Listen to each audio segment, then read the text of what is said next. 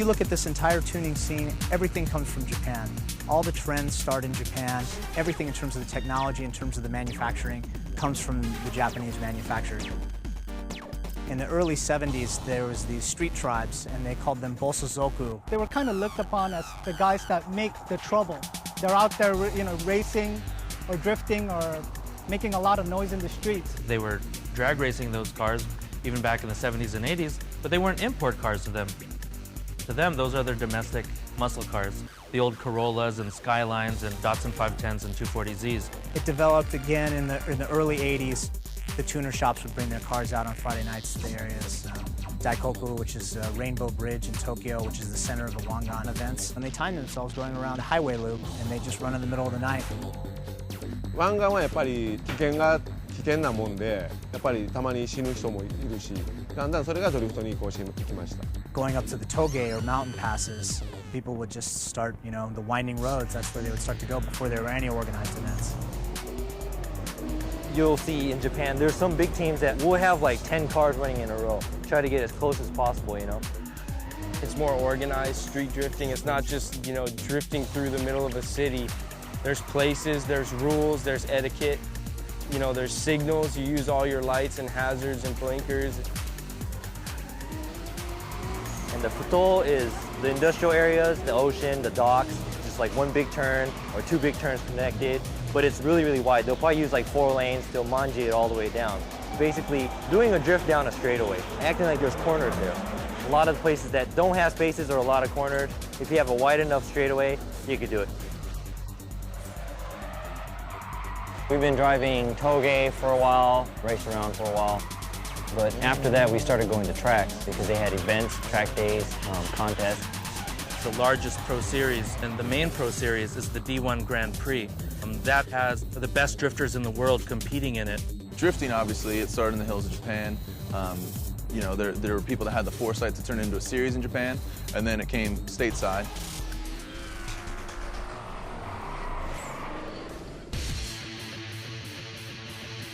Import drag racing sort of started as a spawn of traditional drag racing. Kids saw other people drag racing, IROC's American cars. Well, they wanted to do that, but all they had was a hand-me-down Honda Accords and Civics. They were looking for a place to race, and a lot of the drag strips in Southern California at the time were very pro V8. We went to racetracks to try and do it legitimately, and we were told not to come back. Back then, there was no tag to what we were. The V8 guys used to call us rice rockets. We used to have people throw beer at us. The domestic guys throwing beer Like they didn't want us when we were testing our cars. Jap scrap throwing beer at us and stuff. And so a lot of the young people took to street racing, illegal street racing. This is Maria Street, bordering Compton and Long Beach.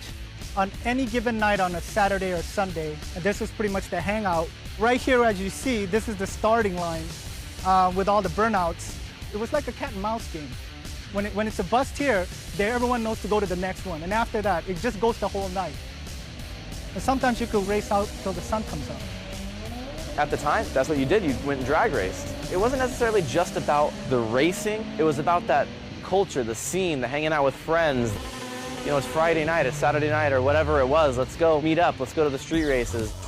It is like car nirvana. There's a street in Brooklyn, and you got to know how to get there, and it's in the middle of nowhere. And when you just turn this one corner, and it just opens up, and there's hundreds of cars and bikes. Hundreds of cars. A lot of these street racing spots are not new spots. They've been around for 20, 30 plus years. The hot rod guys were racing out there, long before we were.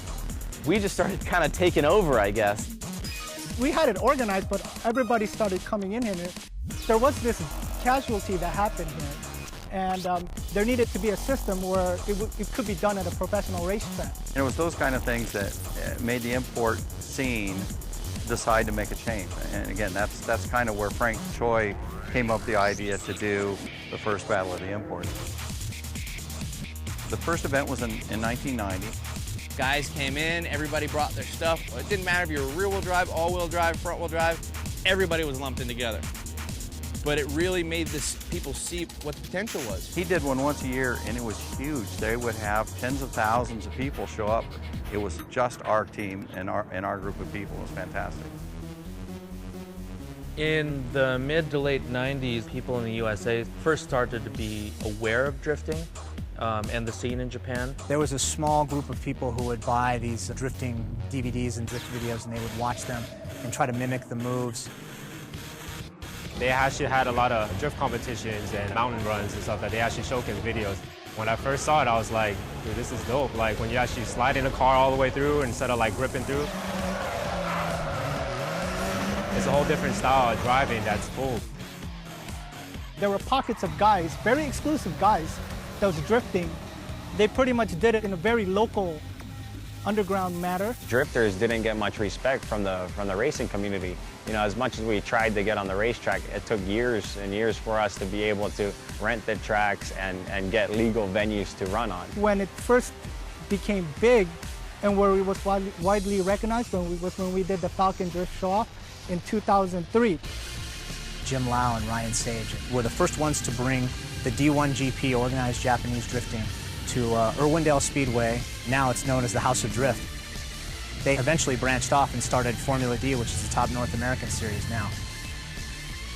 The philosophy of Formula Drift is pretty simple. You know, we want people to come out and see something that they haven't really seen before. A sport that's coming up out of basically nowhere and growing into something that's really exciting for fans and also for competitors.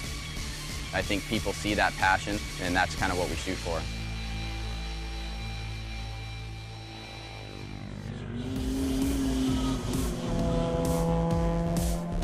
The scene in Europe right now is kind of like what the scene was like in Southern California in 2000. It's very young, very new and exciting to them, and I think it's awesome. Drifting started first because a few years ago that phenomenon kind of just boomed out of nowhere. We've got a lot of these Japanese cars now that have been imported directly from Japan. Our regulations are different from, say, for instance, North America, where it's very difficult to have those cars. So it was very easy for us to start a series here, very similar to what was going on in Japan. Northern Europe, Scandinavia, they already have their own series now called Nordic Drifting Series. They also have a King of Europe, a whole European series. So there's several different series popping out right now. They're trying to come together, and there's a lot of talent drivers.